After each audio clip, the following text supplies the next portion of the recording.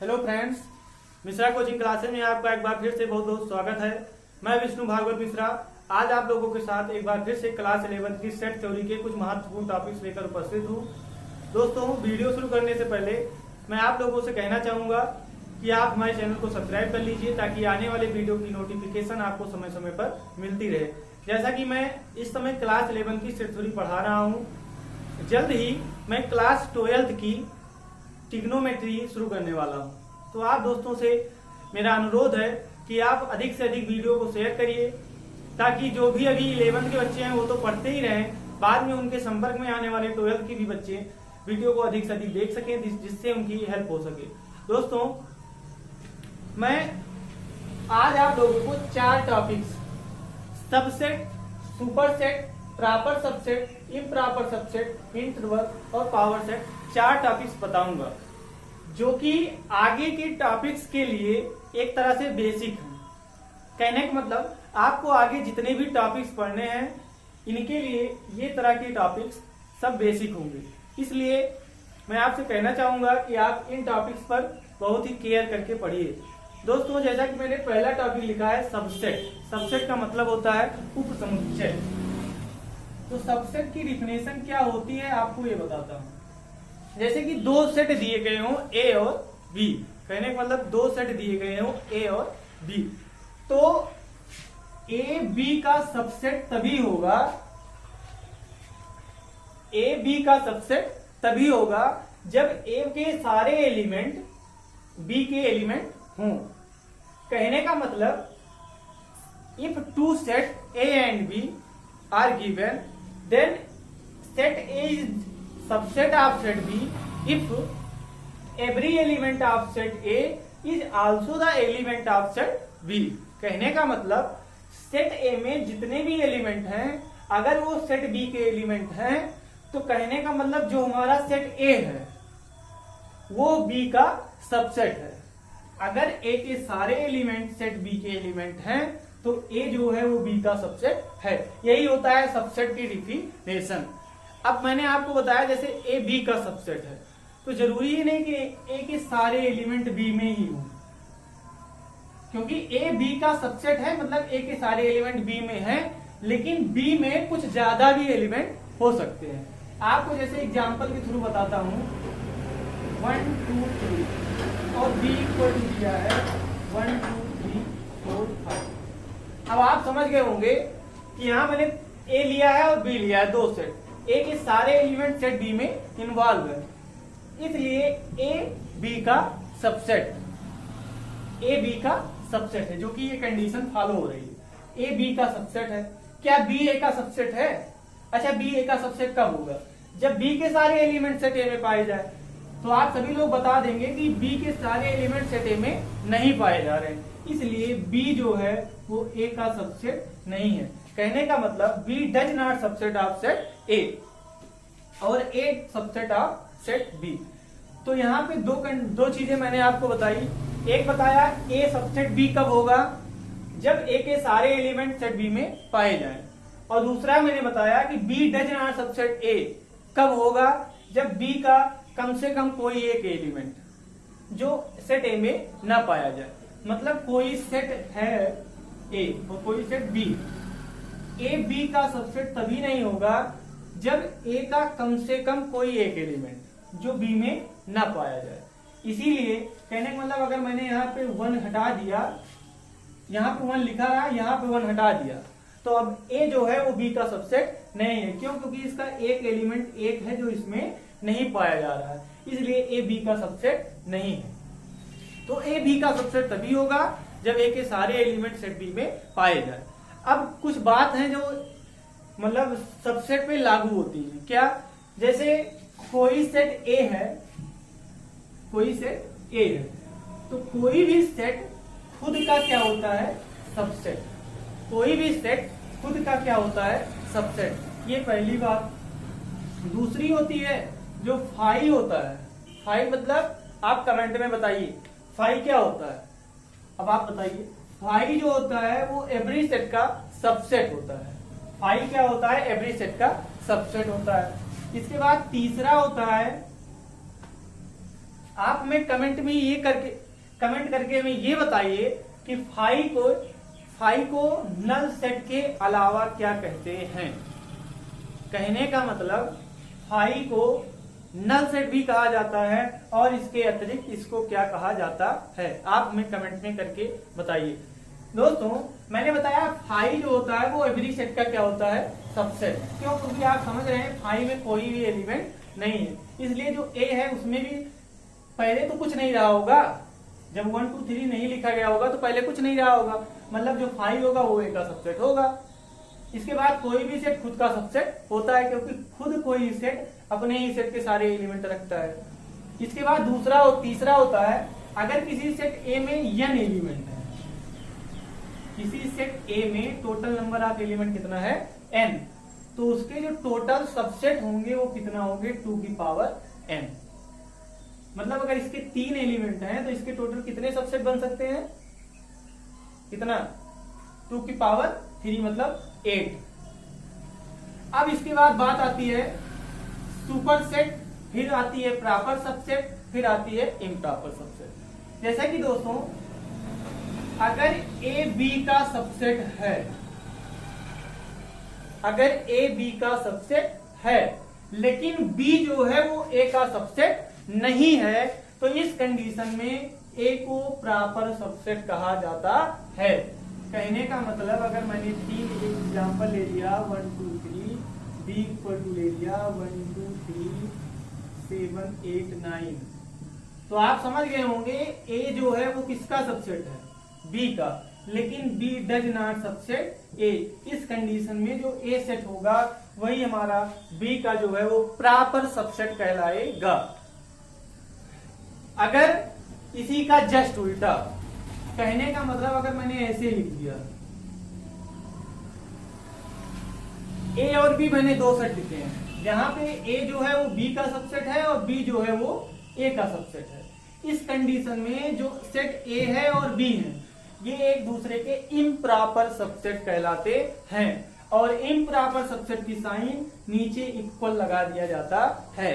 तो मैंने आपको बताया था इक्वल सेट की डिफिनेशन, जिसमें सेम एलिमेंट पाए जाएं वही हमारे सेट क्या होते हैं, इक्वल सेट। तो जैसे कि 2 सेट मैंने लिखे हैं, बस उनको नेम अलग अलग दिए हैं, इसलिए दोनों सेट क्या है, प्रॉपर सबसेट। इसके बाद बात आती है सुपर सेट। अगर प्रॉपर सबसेट की कंडीशन फॉलो हो रही है, कहने का मतलब ए सबसेट बी है लेकिन B does not subset A B subset A B का सबसेट है लेकिन बी ए का सबसेट नहीं है। इस कंडीशन में जो बी होगा उसमें कम से कम एक एलिमेंट ज्यादा ही होगा। क्यों? क्योंकि अभी मैंने बताया था 1 2 3 था, उसमें 1 2 3 7 8 9 था, तो उसमें 6 एलिमेंट थे, उसमें 3 एलिमेंट थे। तो जो बी वाला सेट है उसी को कहा जाता है सुपर सेट। कहने का मतलब अगर ए बी का सबसेट है लेकिन बी ए का सबसेट नहीं है, तो इस कंडीशन में जो बी हमारा सेट होगा वही क्या होता है, सुपर सेट। मतलब जिसमें नंबर ऑफ एलिमेंट ज्यादा होते हैं वही हमारा सेट क्या होता है, सुपर सेट। अब इसके बाद बात आती है इंटरवल्स। तो इंटरवल्स का यूज क्या है, जैसे कि आपको कोई सेट दिया गया रोस्टर फॉर्म में लिखने के लिए, जैसे कि आपको कोई सेट दे दिया गया रोस्टर फॉर्म में 1 2 3 डॉट डॉट 9 नेचुरल नंबर, कहा गया कि आप फर्स्ट डिजिट नेचुरल नंबर्स को रोस्टर फॉर्म में लिखिए। तो इनको आप एक तो रोस्टर फॉर्म में लिख सकते हैं, दूसरा आप सेट बिल्डर फॉर्म में लिख सकते हैं, तीसरा फॉर्म ये होता है कि आप इनको इंटरवल फॉर्म में लिख दीजिए।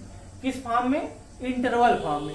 तो इंटरवल फॉर्म क्या होते हैं आपको मैं ये बता देता हूँ। इंटरवल जैसे आपने कोऑर्डिनेट ज्योमेट्री पढ़ा है, 2 डायमेंशनल ज्योमेट्री 10th में, उसमें अगर ऑर्डर्ड पेयर में कोई भी नंबर लिखा है a, b, तो इसी को कहा जाता है ऑर्डर्ड पेयर। जो पहला होता है a उसे एक्सिस का कहा जाता है और दूसरा जो होता है उसे ऑर्डिनेट कहा जाता है। कहने मतलब जो पहला पॉइंट होता है वो x एक्सिस पे डिस्टेंस को शो करता है और जो दूसरा होता है वो y एक्सिस पे शो करता है। तो a, b की डिफिनेशन होती है x की वैल्यू, इसके अंतर्गत के जो भी एलिमेंट होंगे, इनके बीच के जो एलिमेंट होंगे उनको मैं x से शो करता हूँ, और x जो होगा वो a से बड़ा होगा और b से छोटा होगा। इसी को कहा जाता है ओपन इंटरवल। ओपन इंटरवल, शायद इसको हिंदी में समवृत्त अंतराल भी कहा जाता है, लेकिन इंग्लिश में इसे क्या कहा जाता है? Open interval. ओपन इंटरवल की डिफिनेशन ये होती है और क्लोज इंटरवल की डिफिनेशन ये होती है। मतलब कि क्या इसमें लेस देन और ग्रेटर देन दोनों रहता है, लेकिन इसमें लेस देन रहता भी है, साथ साथ इक्वल भी लगा रहता है।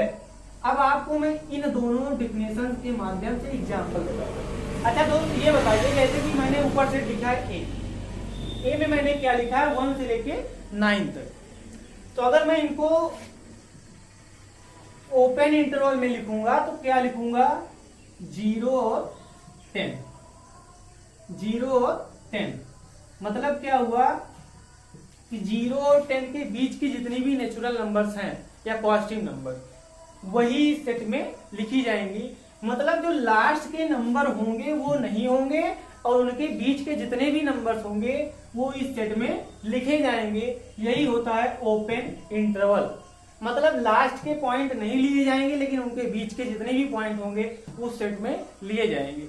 और लेकिन क्लोज्ड इंटरवल में लास्ट के भी पॉइंट लिए जाएंगे और बीच के भी पॉइंट लिए जाएंगे। मतलब अगर मैंने इस सेट को एक और रोस्टर फॉर्म में लिखा है, इसको अगर मैं यहां लिख देता हूं क्लोज इंटरवल में, तो इस तरह होगा 1 और 9, और ये भी किसमें? लार्ज ब्रैकेट में। मैं कहने मतलब लार्ज ब्रैकेट क्लोज इंटरवल को शो करता है और स्मॉल ब्रैकेट ओपन इंटरवल को शो करता है। अब बात आती है, जैसे कि मैंने एक लिख दिया set x such that x is a natural number less than 5। मैंने एक सेट लिखा है b को आपको लिखना है इंटरवल फॉर्म में। वो भी क्या है कि x एक नेचुरल नंबर है जो कि 5 से कम है। तो आप समझ गए होंगे इसमें कितने नंबर आएंगे? 1 2 3 4, वो भी नेचुरल नंबर। तो अब आपको इनको अगर उसमें लिखना है, किसमें? इंटरवल फॉर्म में, तो क्या लिखेंगे? मैंने कैसे इंटरवल का यूज किया है? Closed interval. क्यों? क्योंकि इसमें 1 और 4 भी लिए जाएंगे, इनके बीच के एलिमेंट लिए जाएंगे। यही होता है क्लोज इंटरवल और ओपन इंटरवल की डिफिनेशन। इसके बाद बात आती है दो तरह के और इंटरवल। कहने का मतलब सेमी इंटरवल और सेमी इंटरवल, मतलब सेमी ओपन और सेमी क्लोज। जैसे ऐसे लिखा है तो इसे कहा जाता है सेमी क्लोज्ड, और अगर ऐसे लिखा है इसे कहा जाता है सेमी ओपन। इसकी डिफिनेशन क्या होती है? जिधर लार्ज ब्रैकेट है उधर इक्वल लगेगा और जिधर लार्ज ब्रैकेट नहीं है उधर इक्वल नहीं लगेगा। ये डिफिनेशन होती है।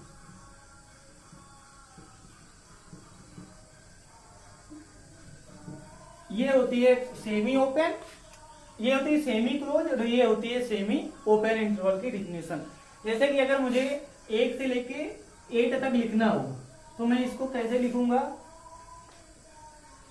क्योंकि 1 आ रहा है तो मैं यहां लिख दूंगा 1 और यहां लिख दूंगा 9। यहां लिख दूंगा 1 और यहां लिख दूंगा 9। तो आप समझ गए होंगे कि इसमें 1 आएगा लेकिन 9 नहीं आएगा, इसलिए ये हमारा सेट ए जो है इस फॉर्म में लिखा जाएगा।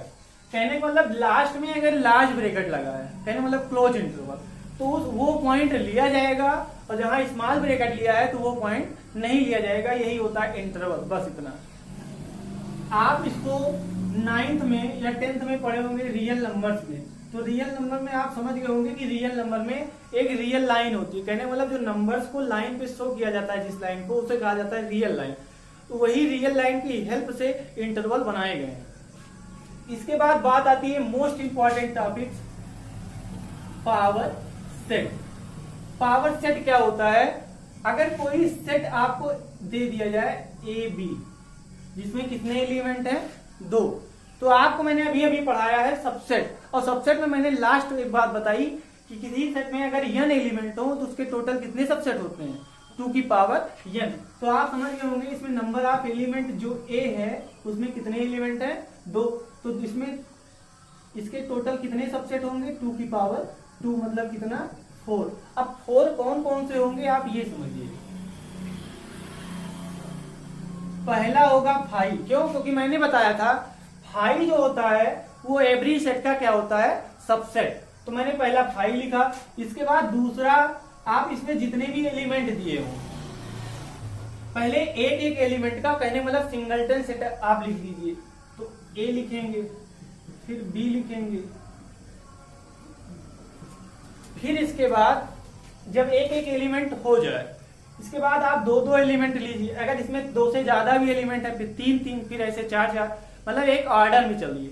जब एक एक एलिमेंट का सेट बन जाए तो आप 2 एलिमेंट का, आप देख रहे हैं कि 2 सेट का खुद ही सेटे है, इसलिए यही इसके टोटल कितने सबसेट होंगे, 4। तो ये हमारे हुए सेट ए के, जो गिवन सेट ए है उसके टोटल कितने सबसेट, 4। जब 4 सबसेट का अगर सेट बना लिया जाए तो यही कहा जाता है पावर सेट। कहने का मतलब the set of all subset of A set is called power set. The set of all subset of A set A is called power set of set ए। किसी सेट के सभी सबसेट का जो set होता है वही हमारा पावर सेट होता है। कहने का मतलब जो घात समुच्चय होता है, जो दिए गए समुच्चय के सभी उप समुच्चयों का समुच्चय होता है, यही होता है पावर सेट। जितने पावर सेट में इतने ही एलिमेंट होंगे। कहने का मतलब अगर किसी सेट ए में n एलिमेंट है तो उसके पावर सेट में कितने एलिमेंट होंगे, 2 की पावर n। मैं आपको एक एग्जांपल देता हूं। आप इनके जैसे आपको दे दिया जाए a इक्वल टू दे दिया जाए 1 2 3, कहा जाए इसके आप पावर सेट लिखिए। तो पावर सेट लिखने के लिए सबसे पहले आप क्या लिखेंगे, 5। इसके बाद एक एक एलिमेंट का सेट बनाइए, फिर इसके बाद दो दो एलिमेंट का,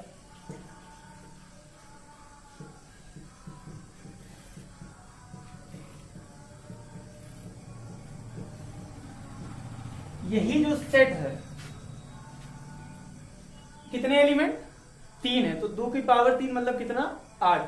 तो जो 8 सेट का ये सेट है वही हमारा क्या है, पावर सेट। इस गिवन सेट का क्या है, पावर सेट। दोस्तों मैंने पहले 5 लिखा, फिर एक एक एलिमेंट का सेट बनाया, फिर मैंने 1 2 लिया, फिर 2 3 लिया, फिर 1 के साथ 3 को लिया। इस तरह से मैंने 2 2 एलिमेंट के 3 सेट बनाए। इसके बाद जब 2 2 के एलिमेंट हो जाए फिर आप 3 पे चलिए। 3 का खुद ही सेट ही है इसलिए वो खुद लिख दिया जाएगा। इस तरह से टोटल कितने एलिमेंट बनेंगे, 8। तो 8 एलिमेंट का जो कहने का मतलब 8 सबसेट का जो सेट है वही हमारा जो गिवन सेट ए है उसका क्या है, पावर सेट।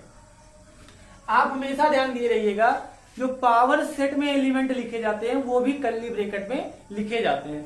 जैसे कि मैंने अगर यहाँ पे कह दिया कि आप 2 का क्या लिखिए, पावर सेट। इस दिए गए सेट का क्या लिखिए, पावर सेट। तो आप समझ गए होंगे इसमें कितने एलिमेंट हैं, 1। तो इसके कितने सबसेट बनेंगे, 2 की पावर 1 मतलब कितना, 2। तो पहला क्या होगा, 5 होगा, और दूसरा यही सेट होगा। फिर इसके बाद कर ली ब्रैकेट। तो दोस्तों मैंने आपको 4 टॉपिक्स बताए। इसमें अगर आपको कहीं भी दिक्कत हो, कहीं भी डिफिनेशन लिखने में या समझने में कहीं दिक्कत हो तो आप कमेंट में जरूर बताइए। अब आगे की नेक्स्ट वीडियो में मैं आपको यूनिवर्सल सेट से पढ़ाऊंगा और आगे के जितने टॉपिक्स हैं धीरे धीरे रेगुलर क्लासेस चलाएंगे। आपको जहां भी कमेंट हो, जहां भी आपको दिक्कत हो, कमेंट में जरूर शेयर कीजिए। Thank you.